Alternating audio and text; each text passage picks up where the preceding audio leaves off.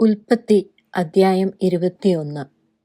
അനന്തരം യഹോവ താൻ അരുളി ചെയ്തിരുന്നതുപോലെ സാറായെ സന്ദർശിച്ചു.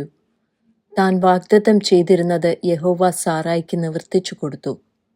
അബ്രഹാമിന്റെ വാർദ്ധക്യത്തിൽ ദൈവം അവനോട് അരുളി ചെയ്തിരുന്ന അവധിക്ക് സാറ ഗർഭം ധരിച്ച് ഒരു മകനെ പ്രസവിച്ചു.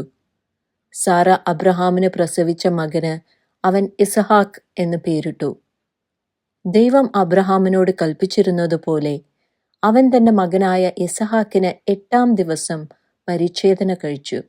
തന്റെ മകനായ ഇസഹാക്ക് ജനിച്ചപ്പോൾ അബ്രഹാമിന് 100 വയസ്സായിരുന്നു.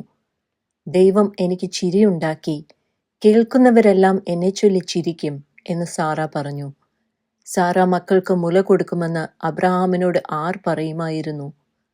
അവന്റെ വാർദ്ധക്യത്തിലല്ലോ ഞാനൊരു മകനെ പ്രസവിച്ചത് എന്നും അവൾ പറഞ്ഞു. പൈതൽ വളർന്ന് മുലകുടി മാറി.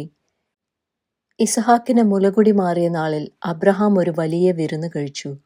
മിസ്രയീമ്യ ദാസി ഹാഗാർ അബ്രഹാമിന് പ്രസവിച്ച മകൻ പരിഹാസി എന്ന് സാറ കണ്ട് അബ്രഹാമിനോട്, ഈ ദാസിയെയും മകനെയും പുറത്താക്കി കളക. ഈ ദാസിയുടെ മകൻ എൻ്റെ മകൻ ഇസഹാക്കിനോട് കൂടെ അവകാശിയാകരുത് എന്ന് പറഞ്ഞു. തന്റെ മകൻ നിമിത്തം ഈ കാര്യം അബ്രഹാമിന് അനിഷ്ടമായി. എന്നാൽ ദൈവം അബ്രഹാമിനോട്, ബാലന്റെ നിമിത്തവും ദാസിയുടെ നിമിത്തവും നിനക്ക് അനിഷ്ടം തോന്നരുത്. സാറ നിന്നോട് പറഞ്ഞതിലൊക്കെയും അവളുടെ വാക്ക് കേൾക്ക. ഇസഹാക്കിൽ നിന്നുള്ളവരല്ലോ നിന്റെ സാക്ഷാൽ സന്തതി എന്ന് വിളിക്കപ്പെടുന്നത്.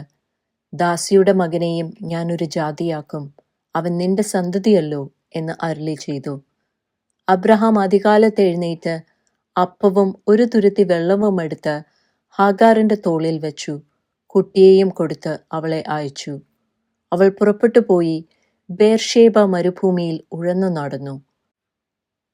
തുരുത്തിയിലെ വെള്ളം ചെലവായ ശേഷം അവൾ കുട്ടിയെ ഒരു കുറുങ്കാട്ടിൻ തണലിൽ ഇട്ടു. അവൾ പോയി അതിനെതിരെ ഒരു അമ്പിൻപാട് ദൂരത്തിരുന്നു. കുട്ടിയുടെ മരണം എനിക്ക് കാണേണ്ട എന്ന് പറഞ്ഞ് എതിരെ ഇരുന്ന് ഉറക്കെ കരഞ്ഞു. ദൈവം ബാലന്റെ നിലവിളി കേട്ടു. ദൈവത്തിന്റെ ദൂതൻ ആകാശത്ത് നിന്ന് ഹാഗാറിനെ വിളിച്ച് അവളോട്, ഹാഗാറേ, നിനക്കെന്ത്? നീ ഭയപ്പെടേണ്ട. ബാലൻ ഇരിക്കുന്നിടത്ത് നിന്ന് അവന്റെ നിലവിളി ദൈവം കേട്ടിരിക്കുന്നു. നീ ചെന്ന് ബാലനെ താങ്ങി എഴുന്നേൽപ്പിച്ചു കൊള്ളുക. ഞാൻ അവനെ ഒരു വലിയ ജാതിയാക്കും എന്ന് അരുളി ചെയ്തു. ദൈവം അവളുടെ കണ്ണു തുറന്നു. അവൾ ഒരു നീരുറവ് കണ്ടു. ചെന്ന് തുരുത്തിയിൽ വെള്ളം നിറച്ച് ബാലനെ കുടിപ്പിച്ചു. ദൈവം ബാലനോട് കൂടെ ഉണ്ടായിരുന്നു. അവൻ മരുഭൂമിയിൽ പാർത്തു. മുതിർന്നപ്പോൾ ഒരു വില്ലാളിയായി തീർന്നു. അവൻ പാരാൻ മരുഭൂമിയിൽ പാർത്തു. അവന്റെ അമ്മ മിസ്രയീം ദേശത്ത് നിന്ന് അവന് ഒരു ഭാര്യയെ കൊണ്ടുവന്നു. അക്കാലത്ത് അബീമേലെക്കും അവന്റെ സേനാപതിയായ പീക്കോലും അബ്രഹാമിനോട് സംസാരിച്ചു. നിന്റെ സകല പ്രവൃത്തിയിലും ദൈവം നിന്നോട് കൂടെയുണ്ട്. ആകയാൽ നീ എന്നോടോ എൻ്റെ സന്തതിയോടോ എൻ്റെ കുലത്തോടോ വ്യാജം പ്രവർത്തിക്കാതെ ഞാൻ നിന്നോട് ദയ കാണിച്ചതുപോലെ നീ എന്നോടും നീ പാർത്തു വരുന്ന ദേശത്തോടും ദയ കാണിക്കുമെന്ന് ദൈവത്തെ ചൊല്ലി ഇവിടെ വെച്ച് എന്നോട് സത്യം ചെയ്യുക എന്ന് പറഞ്ഞു. സത്യം ചെയ്യാം എന്ന് അബ്രഹാം പറഞ്ഞു. എന്നാൽ അബീമേലെക്കിന്റെ ദാസന്മാർ അപഹരിച്ച കിണർ നിമിത്തം അബ്രഹാം അബീമേലെക്കിനോട് ഭർസിച്ചു പറഞ്ഞു. അതിന് അബീമേലെക്ക്, ഇക്കാര്യം ചെയ്തത് ആരെന്ന് ഞാൻ അറിയുന്നില്ല. നീ എന്നെ അറിയിച്ചിട്ടില്ല. ഇന്നല്ലാതെ ഞാൻ അതിനെക്കുറിച്ച് കേട്ടിട്ടുമില്ല എന്ന് പറഞ്ഞു. പിന്നെ അബ്രഹാം അബീമേലെക്കിന് ആടുമാടുകളെ കൊടുത്തു. അവർ ഇരുവരും തമ്മിൽ ഉടമ്പടി ചെയ്തു. അബ്രഹാം 7 പെണ്ണാട്ടുകുട്ടികളെ വേറിട്ട് നിർത്തി. അപ്പോൾ അബീമേലെക്ക് അബ്രഹാമിനോട്, നീ വേറിട്ട് നിർത്തിയ ഈ 7 പെണ്ണാട്ടുകുട്ടികൾ എന്തിന് എന്ന് ചോദിച്ചു.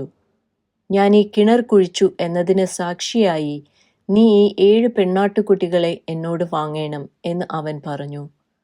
അവർ ഇരുവരും അവിടെ വെച്ച് സത്യം ചെയ്യിക്കൊണ്ട് അവൻ ആ സ്ഥലത്തിന് ബേർഷേബ എന്ന് പേരിട്ടു. ഇങ്ങനെ അവർ ബേർഷേബയിൽ വെച്ച് ഉടമ്പടി ചെയ്തു. അബീമേലെക്കും അവന്റെ സേനാപതിയായ പീക്കോലും എഴുന്നേറ്റ് ഫെലിസ്ത്യരുടെ ദേശത്തേക്ക് മടങ്ങിപ്പോയി. അബ്രഹാം ബേർഷേബയിൽ ഒരു പിച്ചുല വൃക്ഷം നട്ടു. നിത്യദൈവമായ യഹോവയുടെ നാമത്തിൽ അവിടെ വെച്ച് ആരാധന കഴിച്ചു. അബ്രഹാം കുറെ കാലം ഫെലിസ്ത്യരുടെ ദേശത്ത് പാർത്തു.